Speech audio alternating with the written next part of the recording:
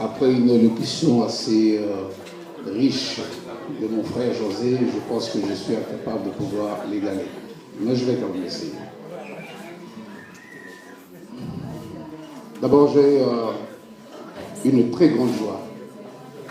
Une joie de voir d'abord ma famille, de voir mes neveux, de voir toute la famille réunie pour essayer de célébrer l'anniversaire de l'homme que nous appelions avec plusieurs appellations, tout simplement parce qu'on avait peur de lui. On l'appelait des fois shérif.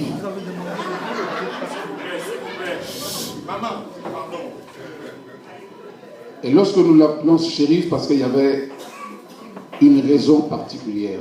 Oui, pour n'importe quoi, tu as tort. D'ailleurs, la preuve, c'est qu'il a légué cela à son frère qui est à côté de lui.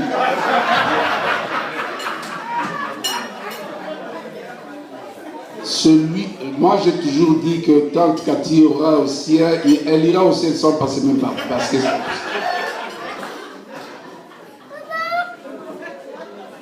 bon, aujourd'hui on ne va pas parler de Papa Donat.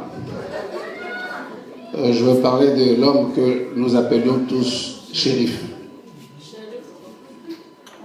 Cet homme, moi je croyais qu'il était né avec les habits militaires. Hein. Moi, il y avait des fois, je me posais la question si c'était mon père. Je vais vous donner une petite anecdote. J'étais encore très jeune. Mais cet homme, depuis sa naissance, je rends gloire à Dieu, il m'a toujours payé des études qui coûtaient très cher parce qu'il voulait faire de moi un homme. Mais il n'avait pas été tendre avec moi. Je me disais parfois, maintenant je commence à me poser la question, est-ce que c'était parce que son argent sortait pour moi? Mais si c'était pour ça, je te remercie papa. Parce que là tu as fait un homme. Et un homme qui, pour te le rendre, il le rend à la nation tout entière.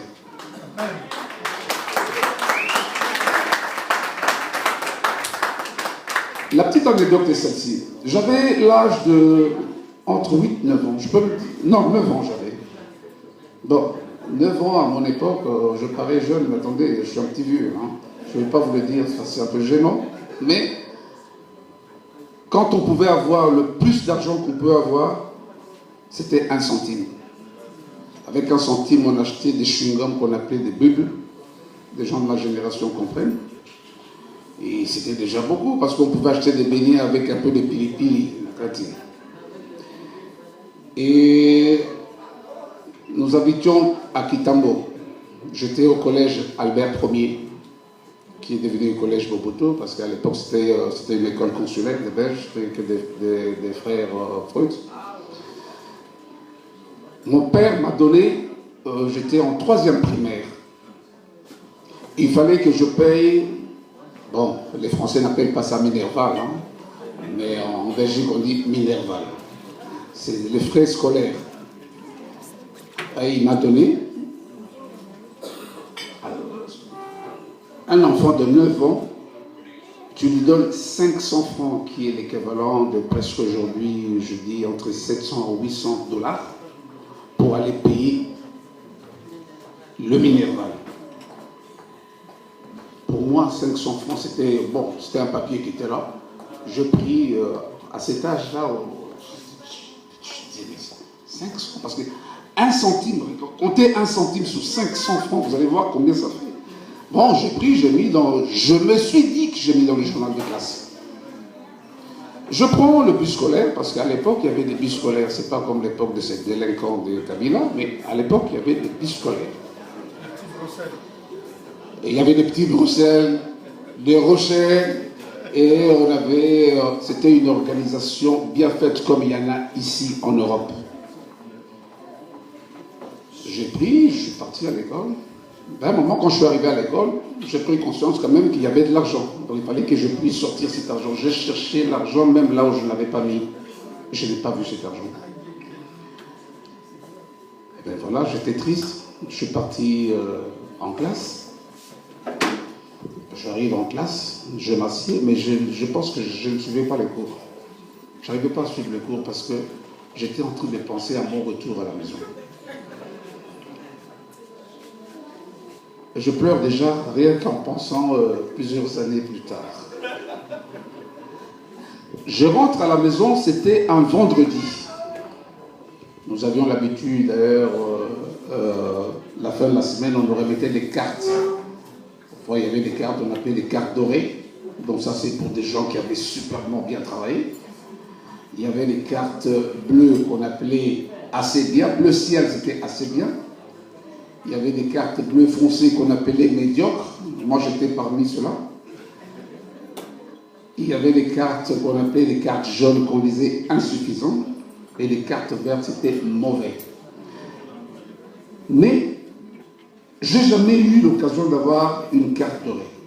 Mais j'étais spécial. En fait, de lundi à vendredi, j'étais turbulent. Mais quand ça arrivait samedi, je devenais un bon garçon parce que je regardais les cartes qui venaient le nombre de... Quand j'ai regardé le nombre de... Est-ce que je peux être... Non, c'est impossible. Est-ce que je peux... Mais c'est impossible. Mais j'avais toujours ce qu'on appelle la carte bleue. Avec conduite médiocre, mais j'avais une très bonne application. Et je reviens à l'histoire des 500 francs. Je rentre en classe, je n'ai pas suivi les cours, je suis rentré à la maison. Chief, est-ce que tu m'écoutes là? D'accord. Parce que mes enfants connaissent ça, on en vit régulièrement. Je rentre à la maison, cet homme... je ne sais pas.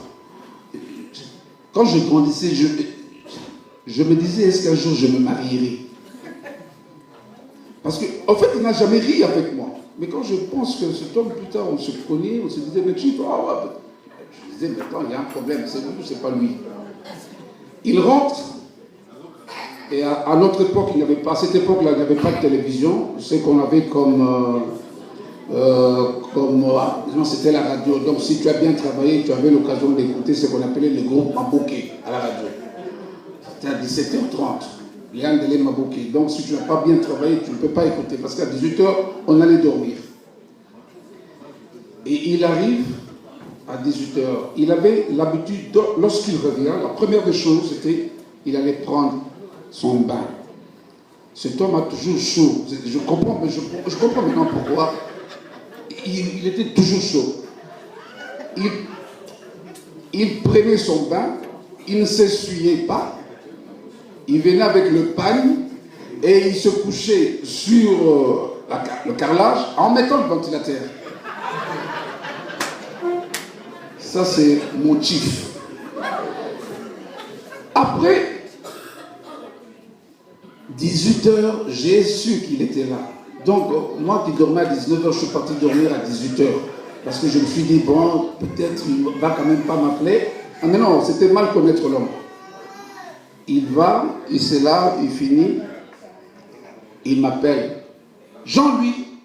Jean-Louis. Parce que c'était jamais tendre. Jamais tendre. Jean-Louis. Bon, je me suis dit, bon, fais semblant quand même que tu dors. Alors en ce moment, Jean-Louis. Alors, il arrive maintenant avec sa figure près de moi. Il me regarde. Pendant qu'il me regardait, les paupières commencent. Je me suis dit, là, mon cher ami, tu vas en baver. Il me regarde comme ça, il avait le mot qu'il avait sauvé dit. Menteur. Lève-toi. Je ne me suis pas deux fois. J'étais debout pour quelqu'un qui dormait. Alors je me réveille. Il dit, viens au salon. J'arrive au salon. Alors j'essaie de faire comme un petit enfant. Tu sais, j'essaie de jouer comme...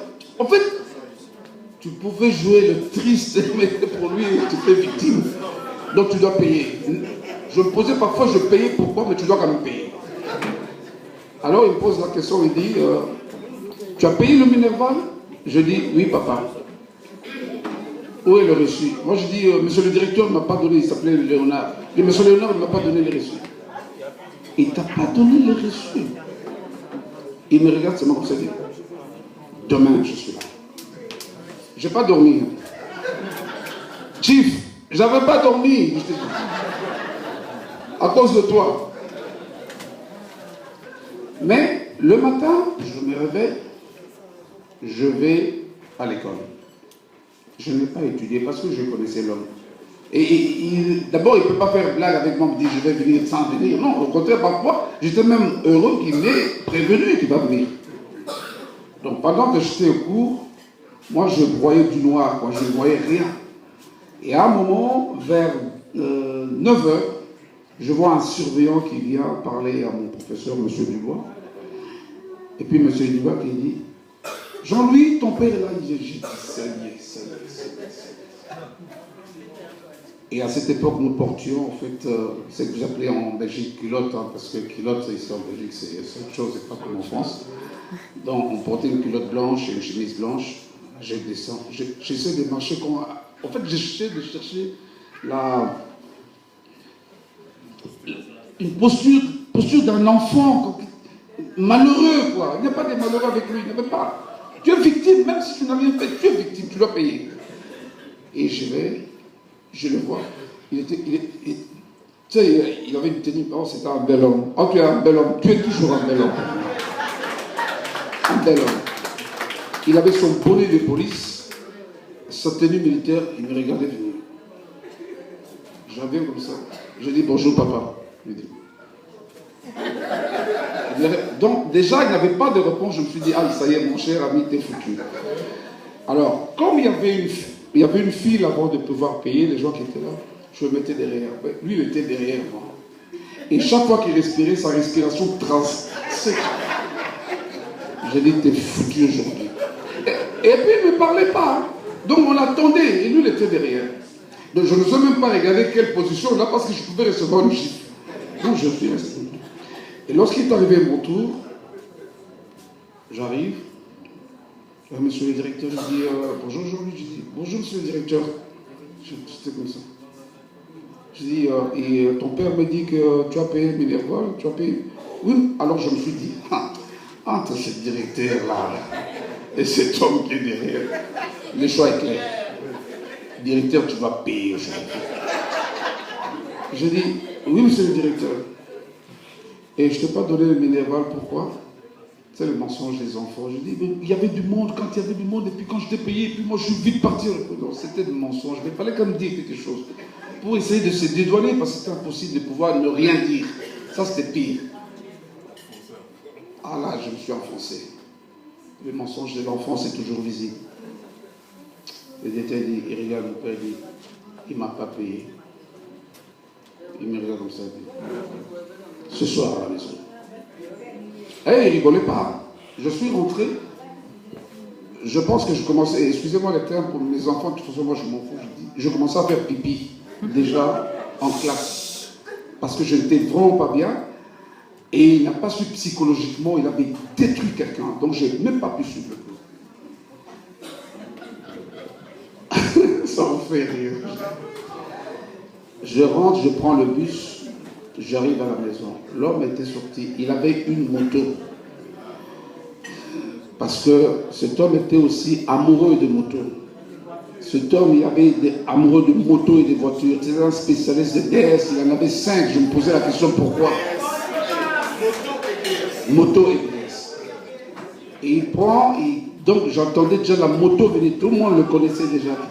Dès quand ça venait, parce il était spécialiste, lorsqu'il roulait en moto, il montait sur le siège, debout, et carrément il écartait les...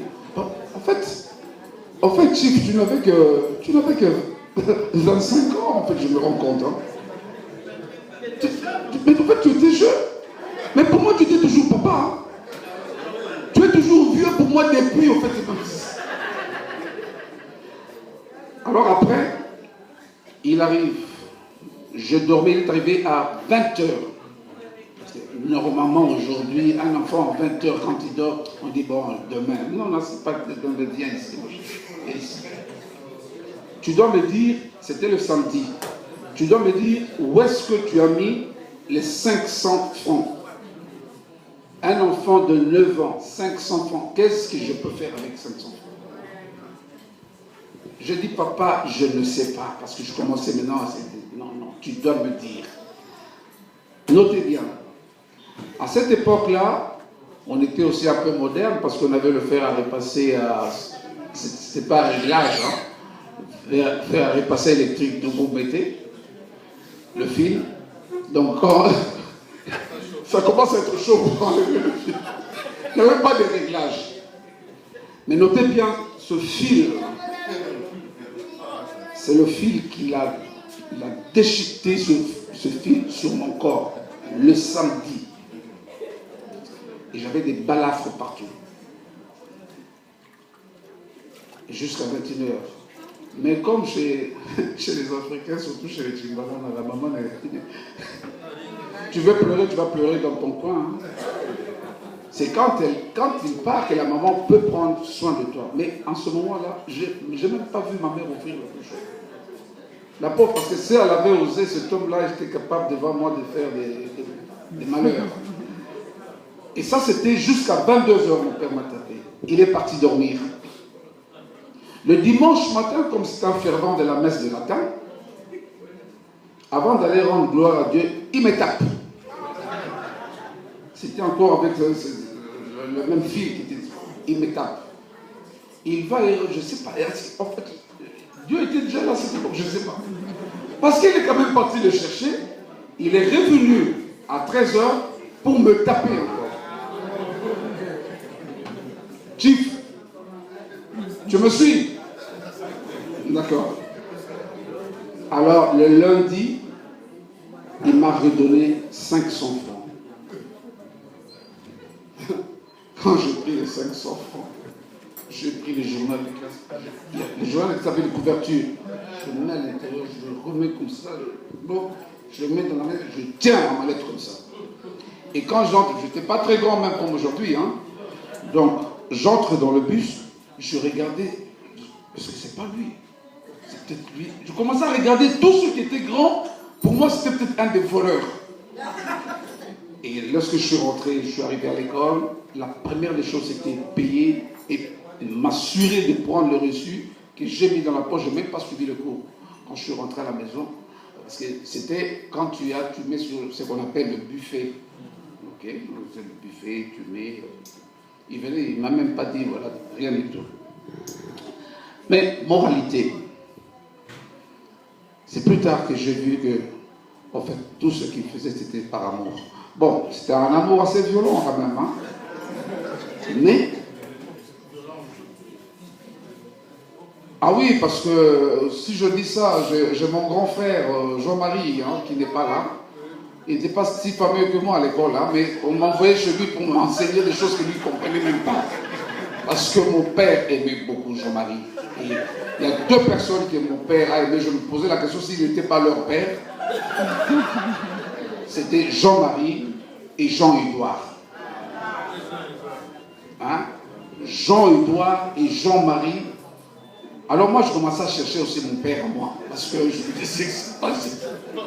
Alors, vous vous rendez compte que Jean-Marie, mon grand frère, qui n'était pas aussi brillant que moi, on m'envoyait chez lui pour m'apprendre des choses qu'il ne comprenait même pas lui-même. Et puis il rentrait, il voit mon père, Jean, papa, bon, continuons sur Chief. En fait, moralité, cet homme avait une façon de m'aimer. Et pour lui, en fait, il voulait faire de son fils aîné quelqu'un de dynamique, quelqu'un de téméraire, quelqu'un de sociable aussi, hein, parce que mon père, j'ai vu un homme qui aime sa famille. J'ai jamais vu un homme qui aime sa famille comme cet homme-là. Il y avait un moment chez nous à la maison, on était 42 pendant 3 ans.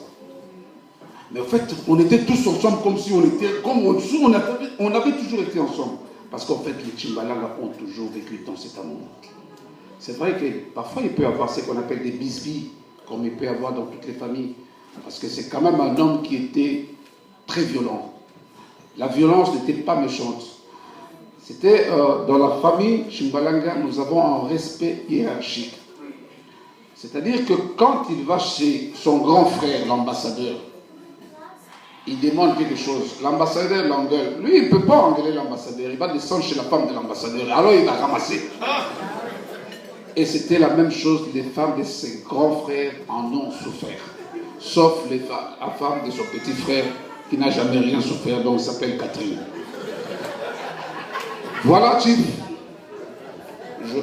Pour essayer d'écourter, je vous remercie, vous tous, mes frères et sœurs.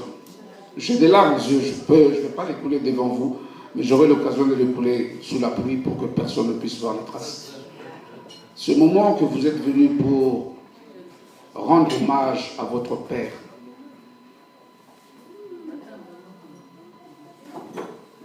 je voudrais que le Seigneur puisse le reconnaître. Beaucoup d'entre vous, vous avez beaucoup de choses à faire en ce moment. Vous avez des invitations plus importantes, peut-être des invitations honoreuses. Vous avez dit non.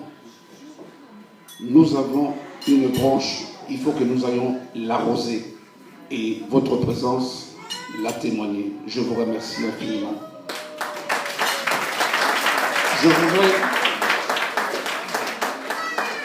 Je voudrais vous remercier aussi, vous nos amis, d'être venus partager avec nous cette joie. Comme l'a dit mon frère José tout à l'heure, 20 fois 4, ça veut dire 4 fois 20. Ça veut dire à 20 ans, on se croit déjà être le summum, mais 4 fois, tu es 4 fois le summum. C'est que toi, tu es plus spécial. Parce que cet homme qu'on appelait Chief avait un autre nom qu'on appelait Ayatollah. Lorsqu'on l'appelle Ayatollah, c'était aussi spécifique. C'est-à-dire que lorsqu'on habitait à Liberté, nous savions son humeur par la façon de sa voiture. Lorsque la voiture arrivait de loin, même une petite pierre, quand vous entendez la voiture faire tout, cet homme n'est pas bien. Allez, c'est un mauvais signe. C'est-à-dire qu'on éteint la télévision. On éteint la lumière. D'abord, avant, nous prenons la précaution d'aller mettre la chaîne, tourner en plusieurs fois, nous appelons ça système. Quand on dit, ah, système, ça veut dire qu'on a compliqué l'ouverture. De manière à ce qu'ils prennent le temps d'ouvrir et nous prenons le temps d'aller dormir. Alors, il y avait des trucs que nous faisions, c'est-à-dire que lorsqu'il arrivait, on éteint, on avait des grandes fenêtres, on descendait comme ça. Et on rampait, j'ai toujours dit, on rampait pour aller dormir. Voilà, donc il y a beaucoup de choses que nous pouvons dire. Je vais accorder là. Papa, je t'aime beaucoup.